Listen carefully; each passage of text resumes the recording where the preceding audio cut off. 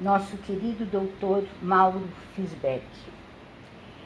Hoje é um dia muito triste para o Brasil, né? Quando nós batemos o recorde de mortes, 1.840 mortes num só dia por Covid-19. É um dia triste e difícil, ainda mais quando a gente pensa que aqueles que deveriam estar zelando, né, pela nossa saúde, como você está, e seus colegas e todos os nossos titulares aqui no portal Saúde Livre, em vez disso, nega a importância, o luto e a tristeza. Mas nós temos que continuar, não é? E tudo passa nessa vida, a gente sabe. Então, vamos lá. Vamos ver o que aprendemos de importante, de bom, né? Se é que houve alguma coisa boa, no campo da nutrição com a pandemia do Covid-19. Olá, Isabel. Olá, amigos da Janela da Paulista. É um prazer muito grande estar de novo com vocês. Como a própria Isabel já disse, nós estamos passando pela pior fase da pandemia, passado um ano dos primeiros casos que nós tivemos aqui no Brasil. Do primeiro caso de morte, nós chegamos a quase 270 mil. O número de casos de pessoas doentes não para de crescer e, infelizmente, aparentemente, nós não aprendemos nada da lição. Seguimos vendo multidões, pessoas sem máscara, aglomerações, pessoas que não respeitam a vida sua e nem a dos outros. E nós vemos um governo, sem controle, sem capacidade de responder às demandas da nossa sociedade. Você me pergunta o que nós aprendemos. Durante essa pandemia, talvez tenhamos aprendido algumas poucas coisas, algumas vezes a solidariedade, algumas vezes a possibilidade que nós vemos de tentar apoiar a outros, tentar ajudar aos que tiveram maior dificuldade, mas não de uma forma contínua.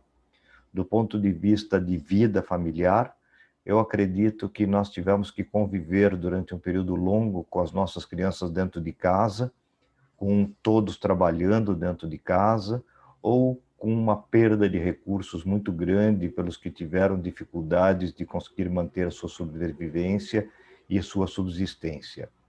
Talvez nós tenhamos feito o maior número de refeições compartilhadas, preparamos mais comida, fizemos mais refeições naturais na nossa casa, mas também houve maior descontrole, com maior número de pessoas utilizando alimentos possíveis, alimentos que fossem mais práticos, alimentos que eram às vezes hedônicos, o que nos dessem mais prazer. E, no fundo de tudo, talvez muitos de nós cansamos de fazer determinadas coisas e recorremos ao que é possível. Se nós aprendemos alguma coisa, é que sim, é possível talvez conciliar a vida familiar, o trabalho, valorizar algumas coisas essenciais, como a nossa própria saúde e a convivência. Aprendemos a dar importância às pequenas coisas do dia a dia, as pequenas coisas que nós não dávamos atenção, o abraço, o telefonema, o carinho individual, as festas, a possibilidade de ir a um jogo de futebol, a possibilidade de comer com amigos.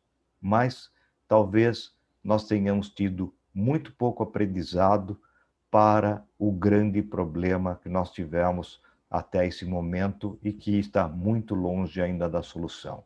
E que talvez somente a vacinação em massa possa nos ajudar a sair desse momento. E além do que aprendemos, doutor, o que perdemos em termos de nutrição com o advento dessa pandemia tão triste? Isabel, em relação à sua segunda pergunta, o que nós perdemos durante esse período talvez seja ainda mais complexo. Nós perdemos, primeiro, a possibilidade de fazer o controle das condições de normalidade, de prevenção e até do possível tratamento das condições crônicas e da possibilidade de prevenção e tratamento das coisas que já existiam anteriormente. O mundo não é feito apenas do Covid. Nós continuamos tendo problemas cardiovasculares, respiratórios, metabólicos, pulmonares, todos os que sempre existiram, os tumores, os processos específicos que nós temos que buscar a atenção, desde uma pequena pinta que nós precisamos avaliar, até um problema da modificação dos nossos cabelos, a modificação da nossa respiração, os processos alérgicos, e nós perdemos essa possibilidade. O número de crianças, especialmente, que deixaram de fazer seus controles de saúde, as rotinas de puericultura, as vacinações de rotina e o acompanhamento do crescimento e desenvolvimento foi muito grande. Com certeza, o uso da telemedicina foi um excepcional avanço, especialmente para as consultas de orientação. Nós que temos feito muitas consultas de orientação por telemedicina, tanto em pediatria como em nutrologia, temos visto que é uma ferramenta que veio para ficar. Isso é um grande avanço. Nós conseguimos fazer segunda opinião, treinamento de outros profissionais, treinamento de famílias. Nós conseguimos manter contato com algumas pessoas através de recursos específicos, como, por exemplo, eu posso monitorar desde a pressão cardíaca, a ausculta pulmonar, a avaliação de garganta e ouvido, com novos softwares, com novos aplicativos, com novas ferramentas. Ao mesmo tempo, nós perdemos a chance de fazer prevenção porque as pessoas têm muito medo de ir aos serviços de saúde. Nós tivemos um número enorme de pessoas que tiveram problemas graves em suas casas e alguns até falecimentos em suas casas por falta de possibilidade de atenção.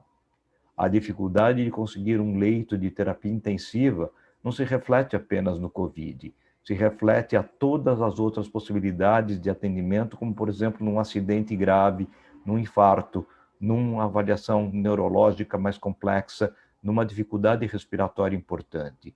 Isso vai da asma até as condições importantes de problemas cardíacos. Então, nós perdemos muito desse processo na doença. E, ao mesmo tempo, nós perdemos muito da nossa empatia, nós perdemos muito da possibilidade de nos colocar no lugar dos outros e poder tentar ajudar a quem realmente necessita. Querido Dr. Mauro Fisberg, muito obrigada por suas respostas, por sua presença, ainda que à distância, mais uma vez aqui na nossa página site especial Covid-19 e na nossa janela da Paulista. Mas sobra uma mensagem de esperança. Eu acredito que com o aumento da vacinação, com um número maior cada vez de pessoas que têm sim um grau de conscientização, que respeitam o seu semelhante, eu acredito que nós vamos dar a volta por cima e nós vamos derrubar aqueles que são negacionistas, aqueles que faltam respeito consigo e com suas famílias e com as pessoas que muitas vezes são dependentes ou que o servem. Muito obrigado e até a próxima.